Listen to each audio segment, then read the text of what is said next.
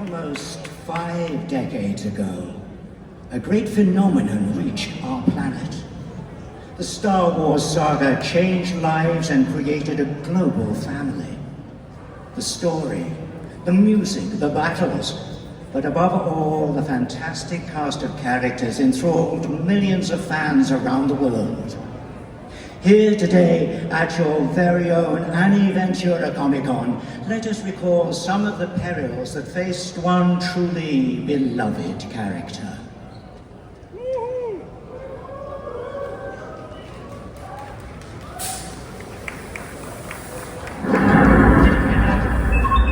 They shut down the main plant. It will be destroyed for sure. This is madness.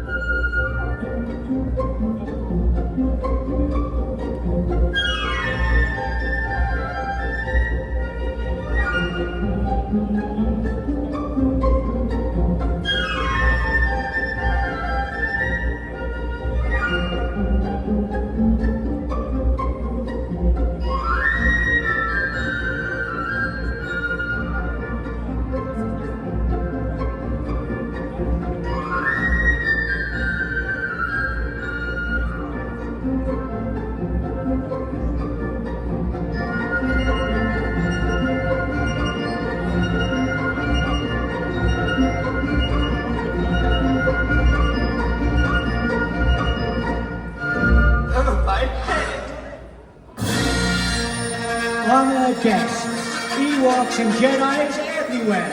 Please welcome the man inside C-3PO, Anthony Daniel.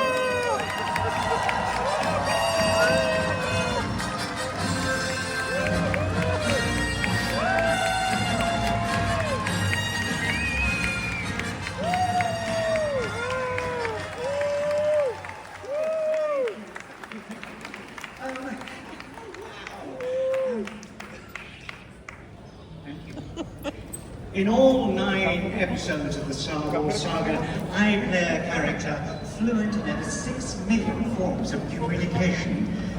Unfortunately, Bulgarian is not one of them. So I rely on your perfect English to help you today. Yes, sorry, are you...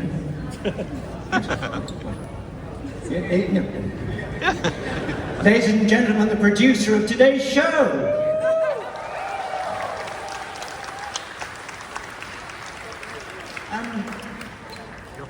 Anybody in this room been in all 9 episodes of the Star Wars saga? Me. So, let's do a quick test. Favorite film of the saga? Raise your hand. Episode 1. Okay, good. Episode 2. Okay. Episode 3? Yeah! Episode 4? Yeah! Episode 5? Episode 6? Yeah! And we will leave it there. Yeah.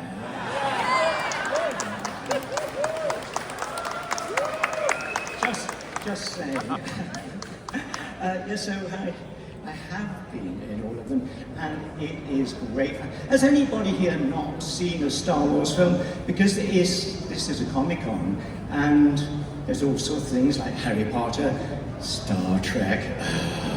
Anybody not seen the Star Wars film? No. No. And there must be some. Have you not seen the Star Wars film? Come here. Just. What is your name? Alec. Alex. Like, Alec. Okay, Alec, you've never seen a Star Wars film? I have seen the first 15 minutes of the first episode. I have spent nearly 50 years boiling away in that gold suit for Alec to... Look, I didn't say you could go. Good, there's an X on this button. So, of episode 1, did you find it really boring Yes. and childish? Yes. I wasn't in those 15 minutes, was I? You weren't. So if I had been, it would have been much more interesting. So, yeah, so what do you think Star Wars is about? I don't know. Okay, so Alec doesn't know what is Star Wars about. Who can help? Who can help? You look. Would you stand up? You look like you would understand what Star Wars is about. About Star Wars. About the cyborgs. Star Wars. Is it, no. Okay. It's about Star Wars. Yes, this is good. Another answer quickly. Help me. What is Star Wars about?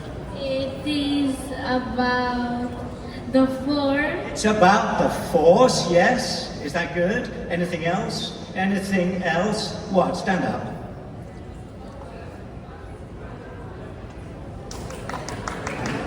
It's about galactic fascists fighting Democrats. That's not a bad answer, actually.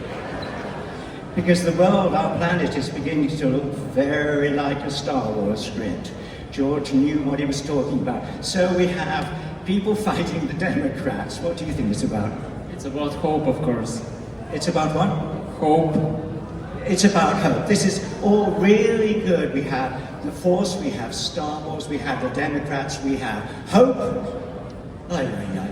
Star Wars is the story of a golden robot who is bullied and persecuted for all 9 episodes. And I know because I know.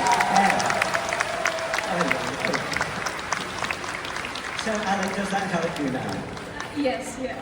Are you going to promise me to see a Star Wars film? Yes, I promise. And I feel like I should promise for my friend because she's been bullying me into And your friend has actually come almost as Padme Amidala. So, how, yeah, him. I see. I love it. So you are in charge. Okay. Sit down. Thank you. So, there we have it. There we have what Star Wars is about. We now got about 40 minutes left. Okay, how about, given that I am the only person to be in all 9 movies, yeah. You can take the opportunity to ask me questions. Ask a question of a living legend. Hollywood superstar. You're a tough crowd. Of course, if you have read this seminal book, you would know all the answers to the questions. Unfortunately, we've ran out of copies here. It is available online, I understand. And if you don't want to read, there are pictures. There are pictures inside. But here is your chance to ask a question. And there's a question there already. But here's the thing. Here's a thing. You are all wonderful with English and so on, but sometimes you can be a little shy, and therefore, I tried to find R2-D2 earlier. It's gone off somewhere. But I have a counterpart much better at helping us today. Cleverer than R2-D2, better looking than R2-D2, and indeed taller than R2-D2. Please welcome Stanislava!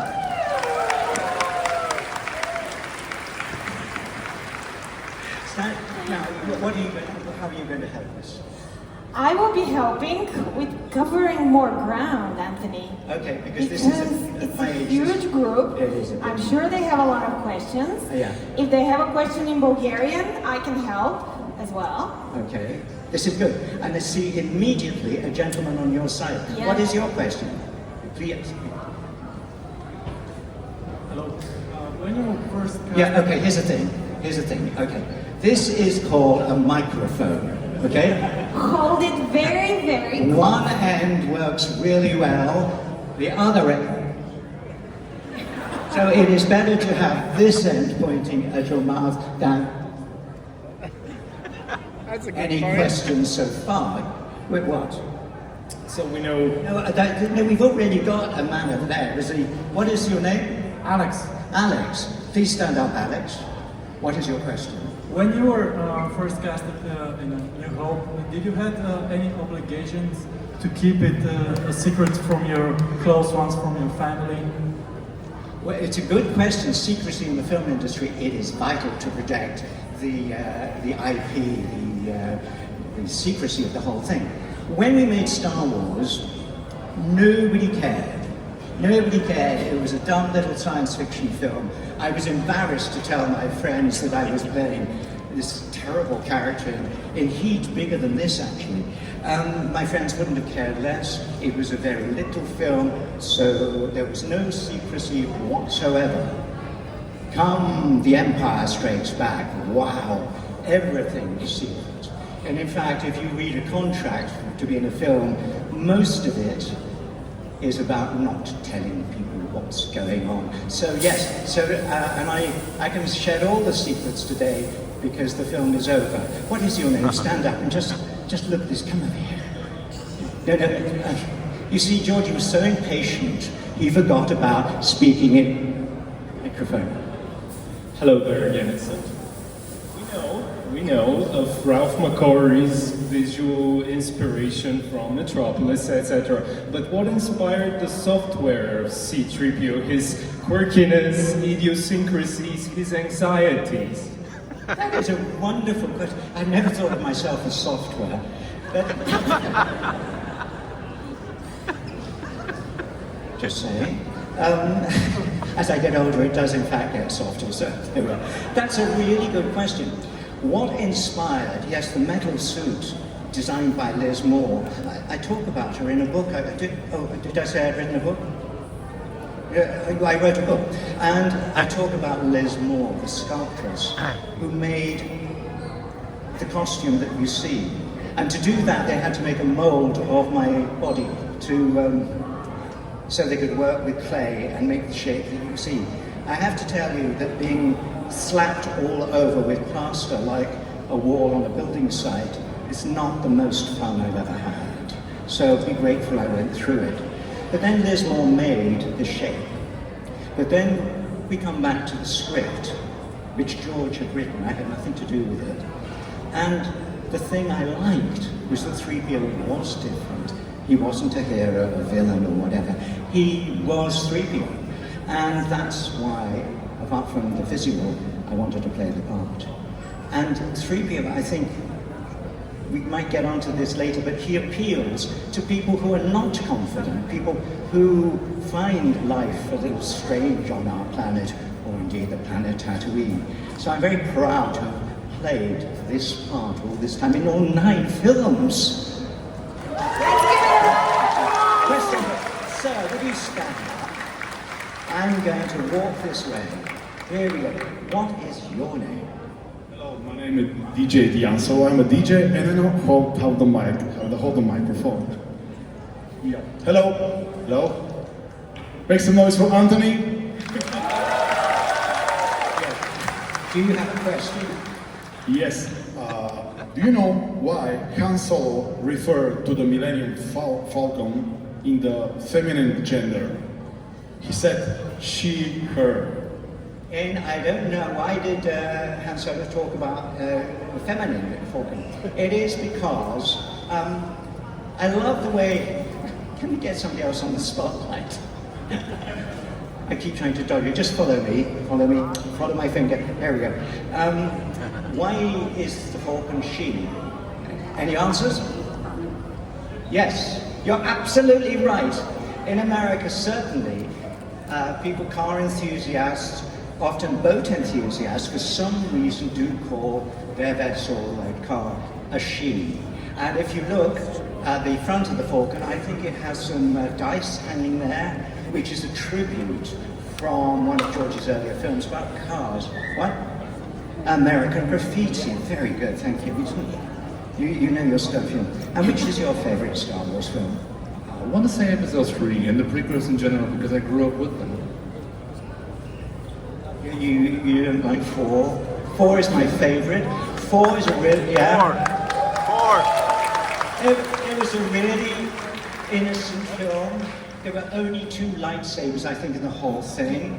Now everybody's got a lightsaber, apart from 3PO. And they're all different colors. And do I care? No. Anthony, we have a much awaited question over here. Do you mind? Yeah. Hello, Anthony. Give it up for Anthony, guys. Come on. Woo! Okay. House rules now. No more give it up for Anthony. Okay, we've done that. We know 2 things about Anthony. Well, first, he was in all 9 episodes of the Star Wars film.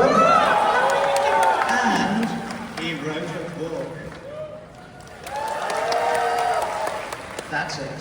What's your question? So, you work with 3 generations of actors. Yeah. From Carrie Fisher, Harrison Ford, Hayden Christensen, Ewan McGregor, and so on. Which of them did you enjoy working with the most? You have missed out another generation. Yes, of course. Daisy Ridley and Adam Driver.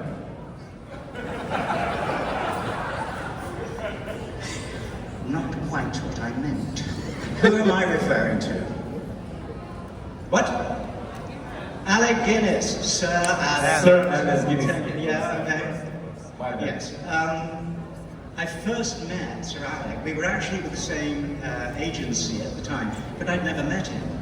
Of course, I knew about his acting. Fantastic, all those films he'd been in, brilliant films, and on stage, huge history.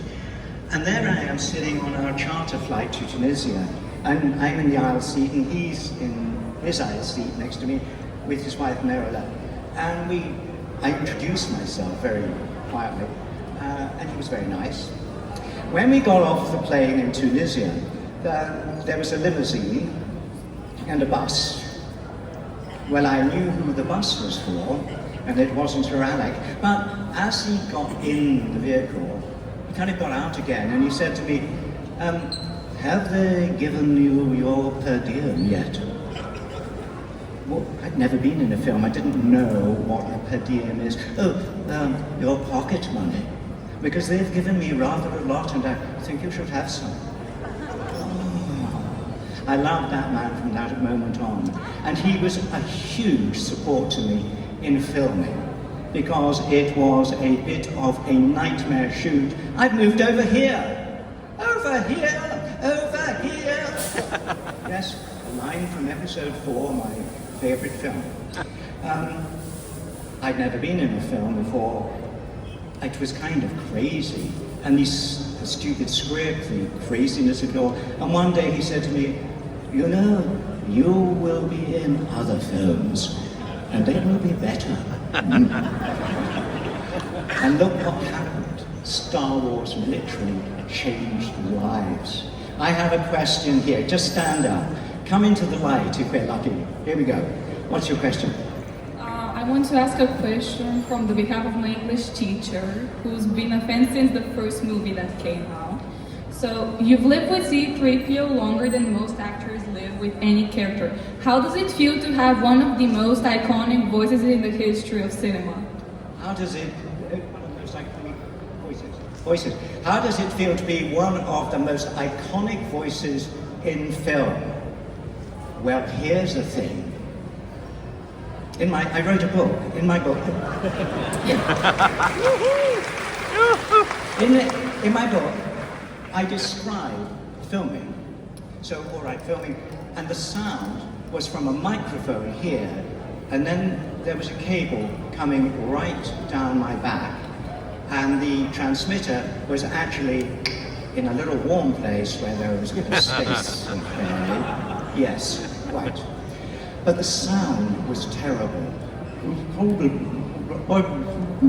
So you couldn't actually use the sounds. So what I used to do at the end of the day was to do a wild track. They would take the head off, and then I could record the lines without the costume. So I am C-3PO Human Cyborg Relations, and that's what we used to edit the film.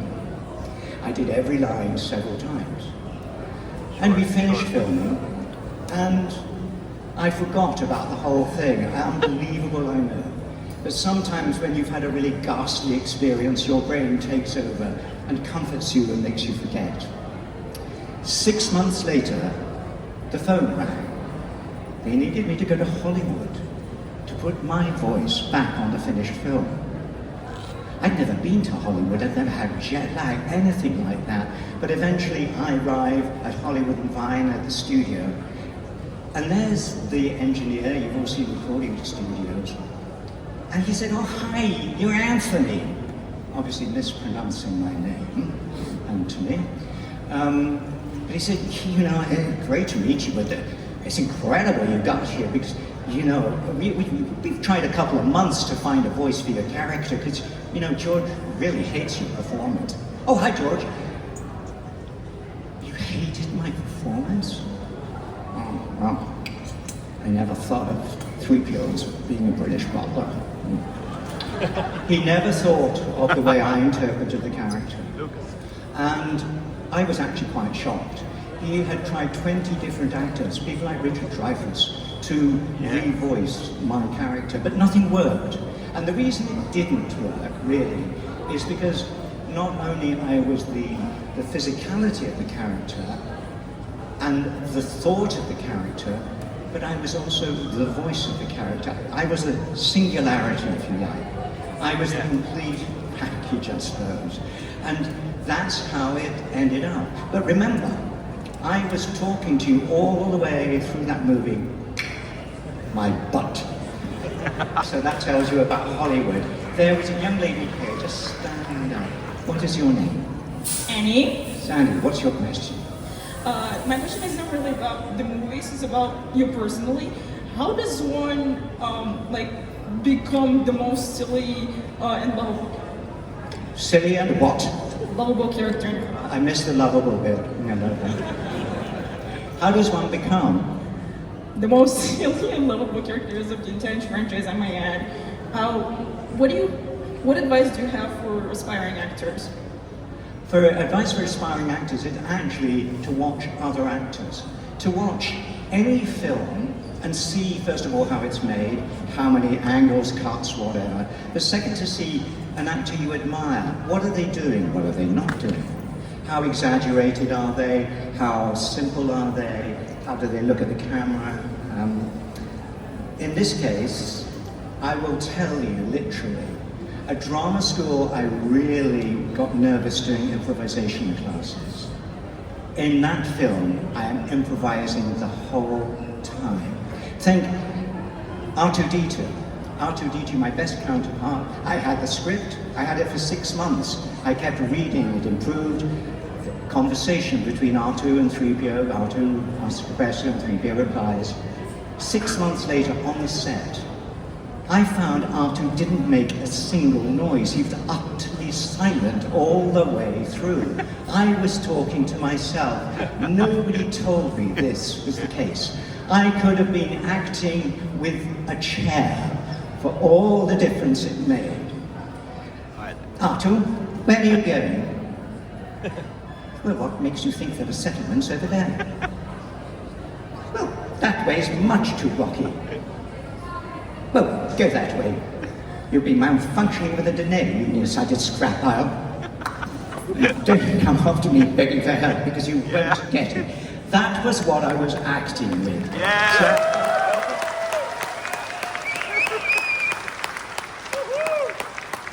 Of course, 6 months later, a year later, I saw the finished film. Wait a minute, where are you going? Ben Burt had spent hours and hours creating that language. He used his own baby's voice. Benny. Benny is now a middle-aged man, obviously. But it is Benny Bird who goes, like a baby. It is Ben Bird. That's Ben. The rest is Ben playing a keyboard, a cheap little plastic keyboard. And with that and the editing and those human sounds of the whistle and the baby give R2D2 humanity, which was totally lacking on the set. Just saying.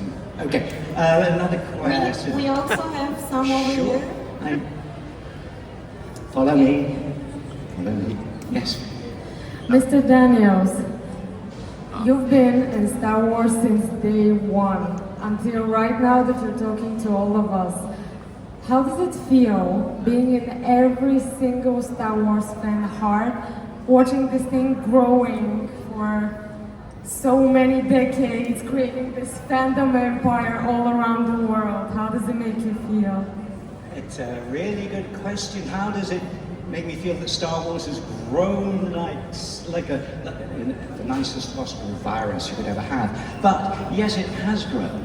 It has grown, and nobody expected it.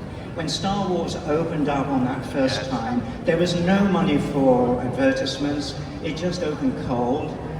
But your friends took your friends and their friends, and we would now say it's gone viral. And it really has. And I am amazed now with Disney in charge that it's still going on. And it is something I didn't expect, and something for which I am very grateful. Who's got a question up here on the dark side? Okay. I'm going to come through here. There we go. So, yes, well done, you're following me. Yes, so at events like this, here's the thing. On a film set, everybody's being paid to make a film, and the producers are very happy because you're spending the money in the right way. But it is a time like this that you really get to see why you are making a film. That you meet the audience, the people who like what you do, not just because you're fulfilling a contract, but you, whether you're Mark Hamill or Harrison Ford or Carrie Fisher, you are creating a character that appeals to people. And now I appeal to you. What is your question? Hello. No, we take the hello for granted, because otherwise we just waste so much time saying hello, and my question is, yeah, okay, so you got it? Sure? Go, action. You see, all that rehearsal, and we just waste time, people going, I don't get it. Right, come here. Action. How did you feel when you received the script for episode 3, when you learned that Anakin is going to do such terrible things? Yeah, interesting question. Good. When they were making the sequels, George called me into the studio and said, I'm making, episode 1. 3PO is, he's kind of made, and he's made by Anakin Skywalker. And I thought that was really nice, because as I was saying, Alec Guinness had been so kind to me on that first film, that to find out that my character was being created by Alec was really, really happy. 3 days later, I realized Anakin is the other one. Obi-Wan as Alec, I was very confused. And now I am 3PO is being created by one of the baddest villains ever. It's a really neat trick. But here's the thing. 3PO does not know that Darth Vader is his daddy. Please don't tell him. He's nervous enough as it is, so like he'd go crazy, he'd melt down. The script, of course, was nuts, and in that first film, 3PO was a puppet, you'll remember. In episode 2, I said, you know what, I would like to puppeteer the puppet. If you show me how I can do it. It's like a Japanese system of bunraku, where you have a hidden puppeteer behind the puppet. And so I did, and it was a terrifying experience. The most heavy puppet in all the world. And it's on my shoulders, attached to my waist, my knees, my feet. And at one point, there was a scene where 3PO got dressed up by Padme. She arrives at the farm, and he tells her how sad it has been to be naked for 18 years. So she thought, oh, there's a box of coverings here. And she dressed 3PO up totally. And finally, in the end, Don Bees, who was one of the real clever guys who looked after me, had made the face with fridge magnets on. So Natalie Portman had to aim, eyes on the leg, she had to aim like a television game show to fix the eyes. But finally it was there, and 3PO was whole. And it was absolutely magic. And then George went, yeah, we've got no time for this beautiful, sad scene. Let's go and kill some sand people instead. Much more exciting. And it was one of the most touching things that was in the movie. It was really sad.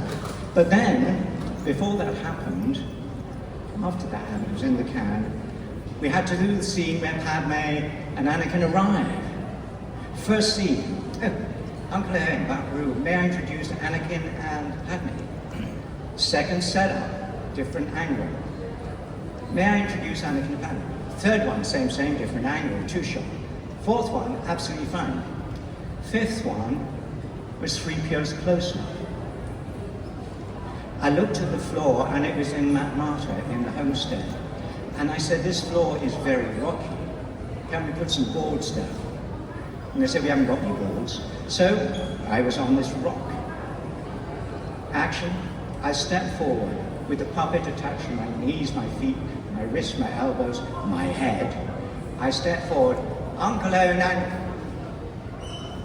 My foot, his foot, a foot, touched a stone, and I went from here to there. You're laughing. Who laughed? It was terrifying. 32 feet a second, bang. There was this enormous crash, and then a very deep silence. And then Don Bees shouts out, you okay? You okay? He's running towards me now. And now George said, are you okay? And they got me out of the costume, and I was in shock. I had crashed, unable to help myself. I was in shock. And then I looked down at the puppet. I was in double shock. I had smashed the whole of this side of the puppet. The only puppet in the world, let alone in the Tunisian desert. And more importantly, I hurt my friend, and I was really, really sad about that. And then Don says, well, hey, it's your close-up. And he took a pair of shears, and he cut the costume right across the middle. And so I wore the top half, and you can watch the scene, just on my shoulders alone, walking towards people like that with my own feet. I could have danced a tango. It was so easy. So I always wanted to do that again. But you don't see it. Because what the camera doesn't see, you don't see. Do you have a question over here? We have over here. Just don't be alarmed. Hollywood star legend passing amongst you. You got it? You're very cool. What's your name? Georgie. You're not intimidated by a huge star like me, touching him even, right? Right. Yeah, you're never going to wash and get fine from me. Okay, yes, look at you. What is your name? My name is Sveti. Okay, what's your question? I don't have a question, I have something to tell you first. Have you noticed we're not alone here? Should we go back? No. Oh, okay. At the beginning you said that C-3PO, have been bullied through all films. It's not only the films. Every time when C-3PO started bubbling something, and I watched it especially as a kid, I was like, please shut up. Now I love it actually. Of course, good. Well, in fact, yes, I do. Last week I was recording another episode of Lego Star Wars. And of course, I love it. We are for 6 months, I suppose. But I love is being able to do the character without wearing the costume. It's so much easier. So thank you for supporting not only the films, but all the other things. Anybody here see the Star Wars holiday special? I'm so sorry. it was truly awful, wasn't it? But you can actually watch it on YouTube. And I actually talk about it in a book that did I say I'd written a book? Anyway, I talk about the holiday special there because it was truly a letdown of the whole Star Wars entity. Yes, what's your question? Just stand up and look this way. My question is a bit of a follow-up from what you were talking about before. With the evolution of filmmaking technology and techniques over the years, how did that change the way you portray 3PO? The change in technology is just change in technology. As an actor, you still have to act the character, be yourself as the character. In my case, I was very used to having to rehearse with my head off. Then I would know where the thing was that I needed to look at, because I have no peripheral vision. So I have to know that that person is there or that object is there, because I am flying blind the whole time. What surrounds me can be a little confusing. And actually one time in the desert, I kind of missed where something was. And I did a full circle because, of course, the sand here looks just like the sand here, like the sand there, and so on. But the technology, the thing about green screen is, it's really boring. I love to walk into a studio as big as this and see it's the Death Star. You know, Monday morning, Death Star, love it. It's that kind of thing. And the skill and artistry of being on a professional set is astounding. But just now, of course, I was in an episode of Ahsoka.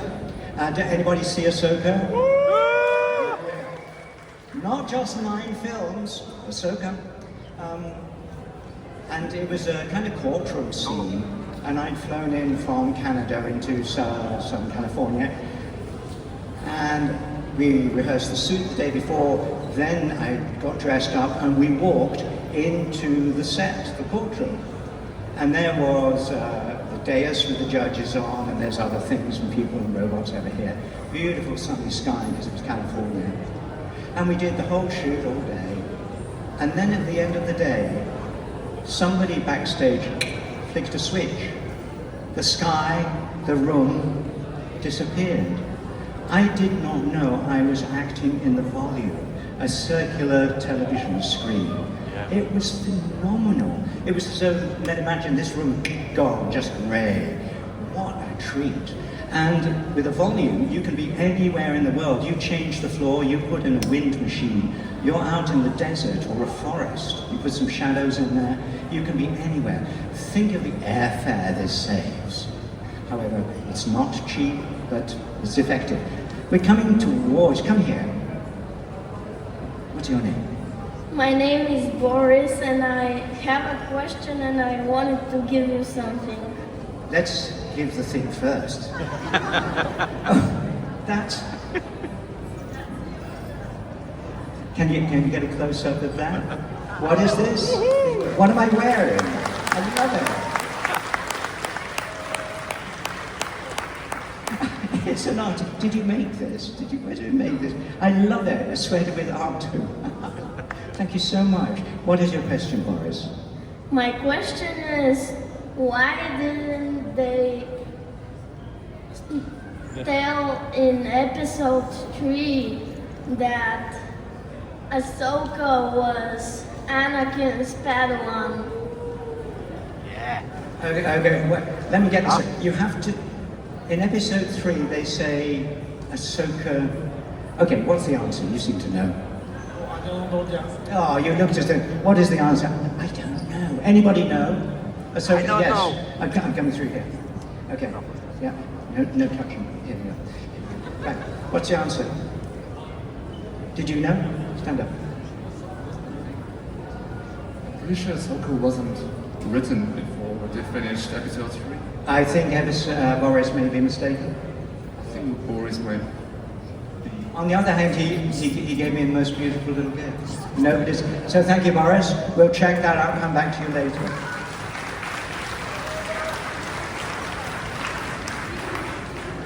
Okay. And Here's the the, mic. Here. oh yeah. Double act here.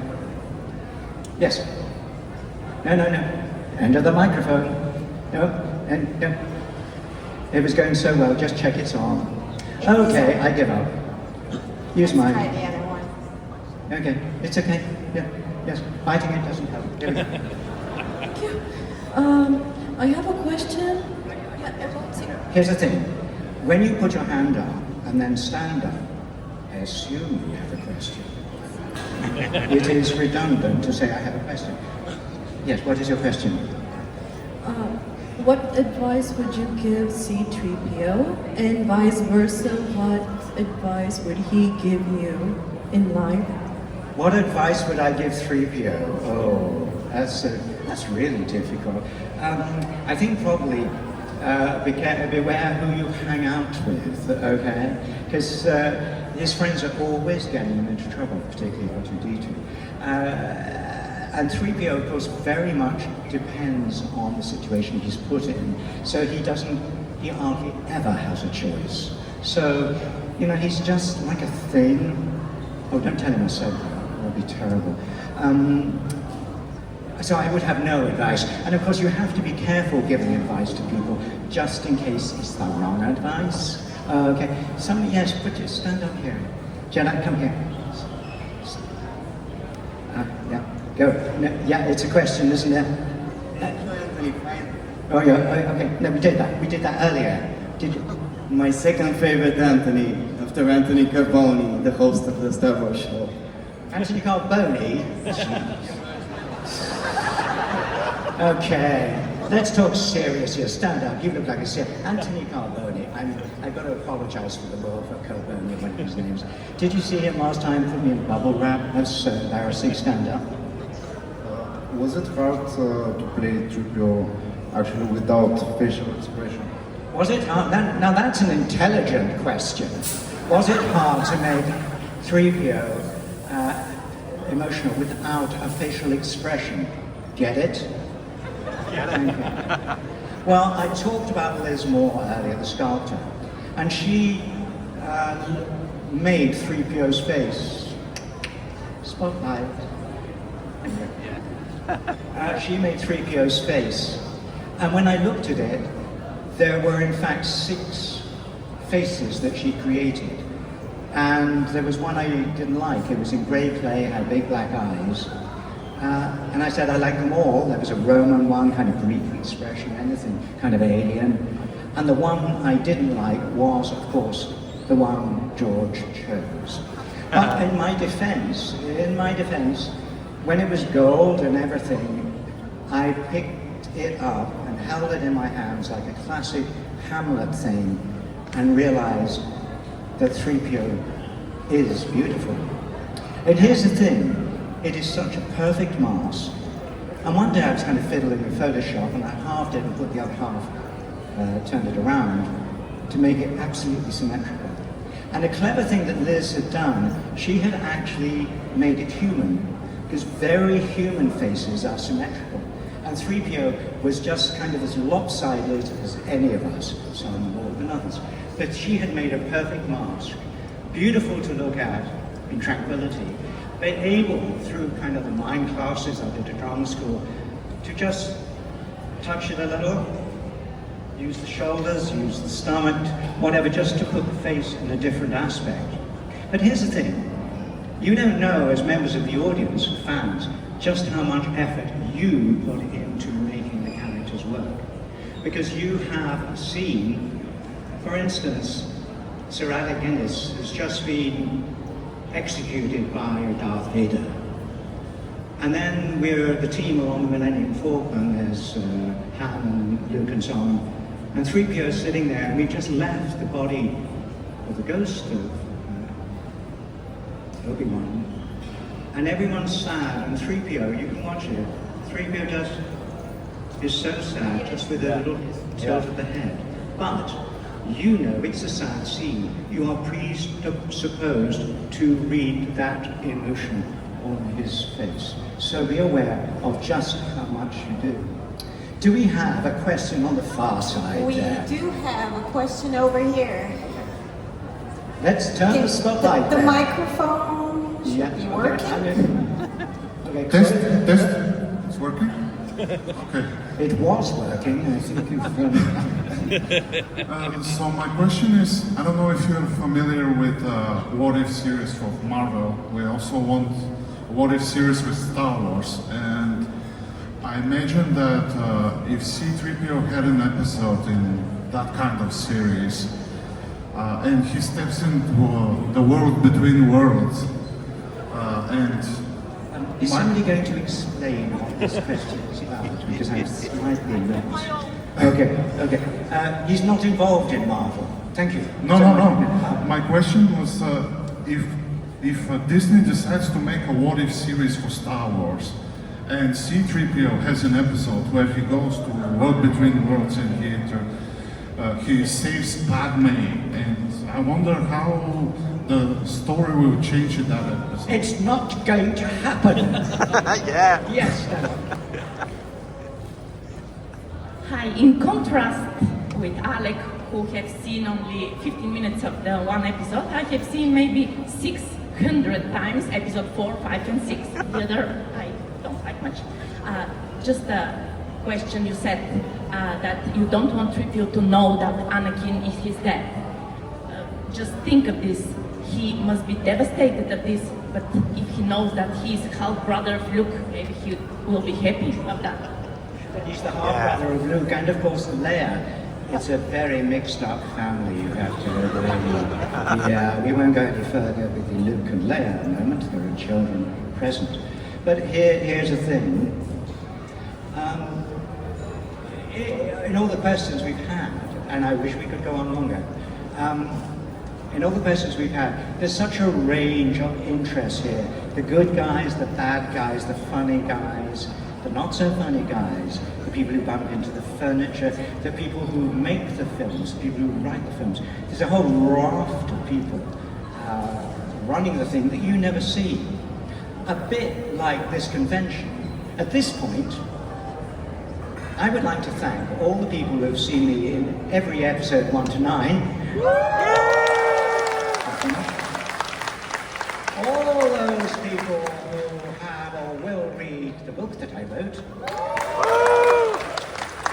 And then all the people who put this convention together. And in this particular case, everybody who's created backstage there this beautiful theatre with the sound system and projection. Hear it for the crew.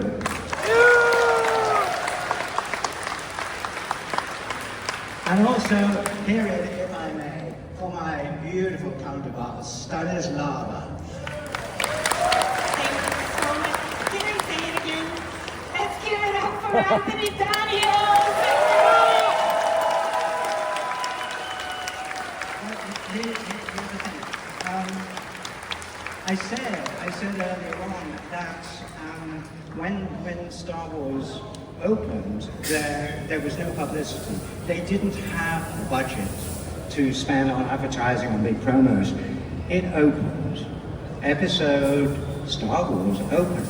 And as I said, people came and they brought their friends back and back and back and back. And that happened. I said earlier that you contribute so much to the film, the franchise, all the episodes. You do that. Without you, there would have been one Star Wars film. One. Because you loved it, there was 5, 6, 7, 1, 2, 3, and the ones we don't talk about. So I know it's because of you that I'm here today, literally, and having a good time in your country, really. I'll be back. So here's the thing. Star Wars appeals to so many people of all sorts and conditions and types. But one thing that Star Wars has made is a family, and I hope you here at this convention have made more friends, expanded the family, and here at this convention, you've included me in it, and I'm very grateful. Thank you.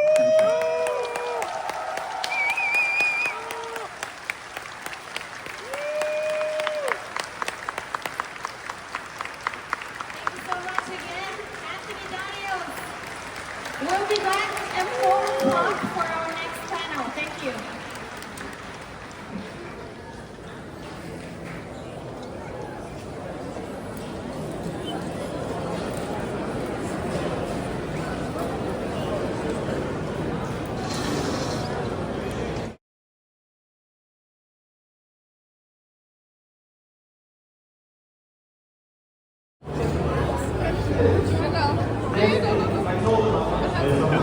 Ha ha